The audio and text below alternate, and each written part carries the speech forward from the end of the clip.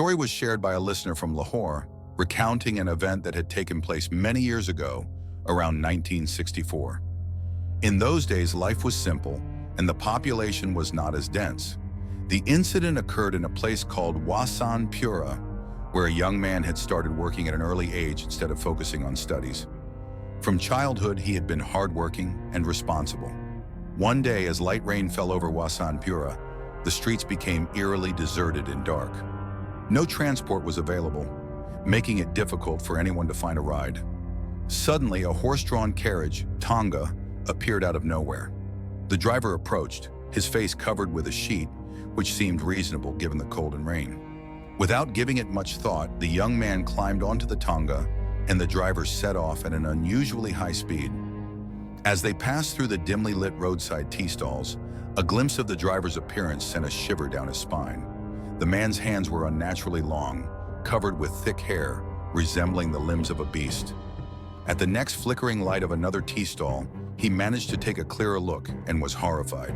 Sharp, monstrous nails extended from the driver's fingers. A wave of terror overtook him. Without hesitation, he leaped off the moving Tangay, hitting the ground hard. When he turned back to look, the Tangay had disappeared into thin air. The road was long and open, making it impossible for it to vanish so quickly. Yet it was gone, neither ahead nor behind. It became evident that this was no ordinary encounter but a trap set by supernatural beings. From a young age, he had been able to perceive such entities. In Lahore, certain areas had narrow streets with little population, and stories of strange sightings were common. During his childhood, he lived in a large old house with high ceilings. One night, he woke up with an urgent need to use the washroom. Sharing a bed with his grandfather, he asked him to come along, but his grandfather reassured him that the housemaid was sitting outside and he had nothing to fear.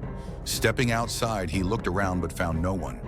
Instead, in a dark corner of the courtyard, a tall, shadowy figure stood motionless, a strange-looking man who gestured for him to come closer. Fear gripped him instantly. Without a second thought, he turned and ran back inside, breathless and trembling. He hurriedly told his grandfather what he had seen, but when they went to check, there was nothing there. In those days, human settlements were sparse, and supernatural beings resided in abandoned and secluded places, forests, fields, and mountainous regions. Over time, as people expanded their homes and constructed societies and apartment complexes, these beings were displaced, forced to coexist within human dwellings. This was the chilling tale shared by the listener. A final request was made. Children should not listen to this story, as it may be too frightening for them.